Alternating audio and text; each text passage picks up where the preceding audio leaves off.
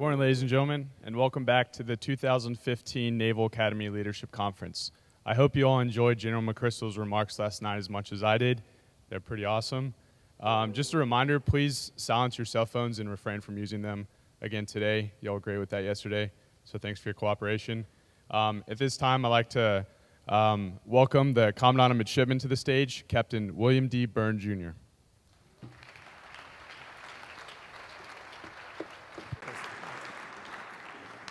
Hey, good morning, everybody, and welcome back to Day 2 of Leadership Conference 2015. What an awesome venue, an awesome gathering, and frankly, just an awesome group here. So before I start, let me just congratulate all of the delegates, because I'm sure at each of your individual schools, there was some sort of nomination and application and screening process, and the fact that you're here is a compliment to you. And I thank you for representing your schools so well, and I thank you for continuing this great relationship between the Naval Academy and all of your great institutions. And congratulations on your selection and participation. So it is an awesome venue, a great lineup of speakers. I was particularly taken by General McChrystal's discussion on power last night. I think that from the Brigade of Midshipmen's perspective, we recognize that there is power in words, and there are also limitations to power. So here was a 4-star general, really one of America's #1 badasses over the last decade or so. He was unable to pull Superstorm Juno south enough to get a snow day for the Brigade of Midshipmen. So there are limits to power. But power in words also. Where's my man from UCLA? Right here, sir. All right. So he got the Brigade of Midshipmen a weekend. And that's powerful. So in our military way, we give out coins for good things. So UCLA, go Bruins. Thank you very much. So as the Commandant of Midshipmen, I am the Dean of Students. That's our fancy military way of saying Dean of Students. Yesterday morning, you heard from the Superintendent of the Naval Academy. He's the university president. As the Dean of Students, my role and responsibility, a little unique at the Naval Academy. The mission of the Naval Academy is to develop midshipmen morally, mentally, and physically. And I really own that moral mission area. So I'm responsible for the day-to-day operations of the Brigade of Midshipmen, 4,500 strong.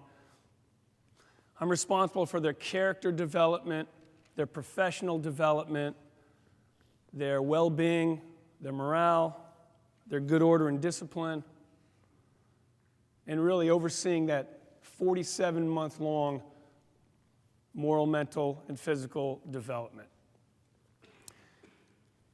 Yesterday's first speaker, Pat Finn from Cisco, talked about a vision statement, and every organization having a vision statement, every leader having a vision statement. And from Cisco, it's one team, one fight, one Cisco. So as a Commandant of Midshipmen, I have a vision statement as well. But in the military, we talk about vision statements from the command perspective, what's best for the command and mission accomplishment. So we call it a command philosophy.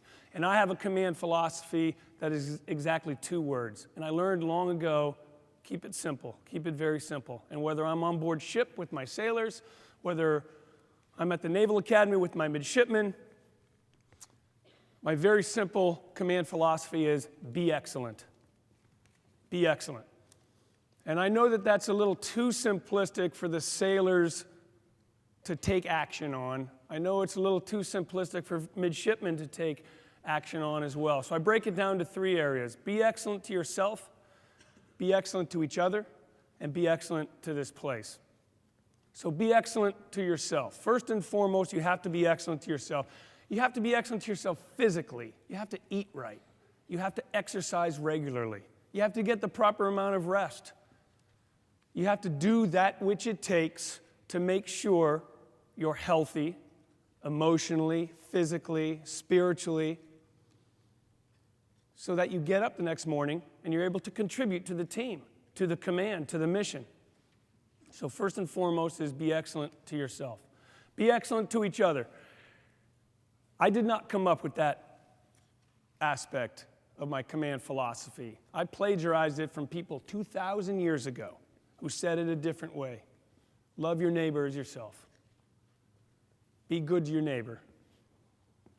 So be excellent to each other is being a good wingman, being a good battle buddy, making sure that your roommate, your classmate, your teammate, they too are spiritually healthy, emotionally healthy, academically satisfactory, physically fit, and making sure that you're able to take care of them so that they too can contribute to the command mission and mission accomplishment. Taking care of them out in town. Taking care of them at 2:30 in the morning when they need to get back to the dorm or to the frat house or to their apartment. Being a good battle buddy, so being excellent to each other. And finally, be excellent to this place. This place, for me, for our mids, happens to be the Naval Academy. For those in uniform, someday it's going to be your ship, your submarine, your Marine Corps unit, your SEAL team.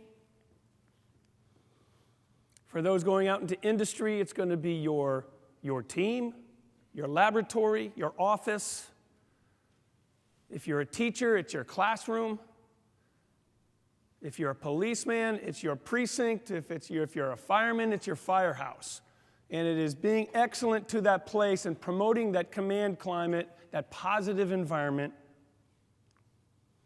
and that goodness within that command so that people get up excited in the morning and are looking forward to come into work. So it's very simple command philosophy. Be excellent to yourself, to each other, and to this place.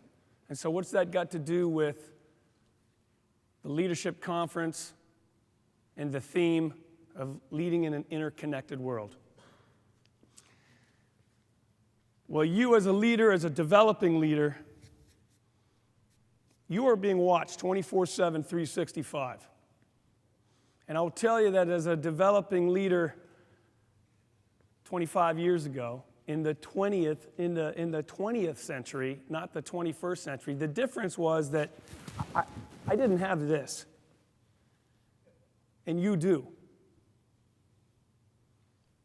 And so back to General McChrystal and the power he talked about, the power that you have as a developing leader is you have the power of speed and the power of reach. And the reach is worldwide, and the speed is instantaneous.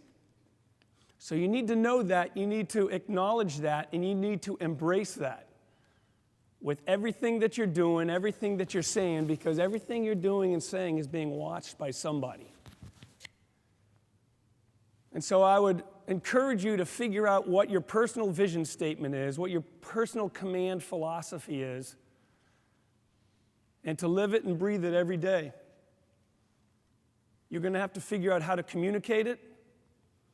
You communicate it by your actions, you communicate it by your words, and you have to realize that your words are sometimes delivered kneecap to kneecap, eyeball to eyeball, and that's certainly the preferred way of delivering it, but it's oftentimes delivered with keystrokes and thumbs as well. So I'd encourage you to think about that before you hit send, before you send that text, before you send that Snapchat, before you post to Yik Yak or Facebook. Somebody is on the receiving end of that message, and your reputation depends on it. So my takeaway to you is this. Take a message of excellence back to your school, back to your organization, back to your offices. Figure out what your personal vision statement is. Live it and breathe it every day with the words you use, the actions you perform, the keystrokes and the thumb drives that you operate. And ensure, remember that that's your reputation at line, and that your personal action represents the command. So make sure that his personal excellence and command excellence being excellent to yourself, to each other, and to whatever your place is. Thanks again for participating in Leadership Conference 2015. I hope you take that message of excellence back to you, back to your great schools, great institutions, and we'll hope to see you again next year. Thank you.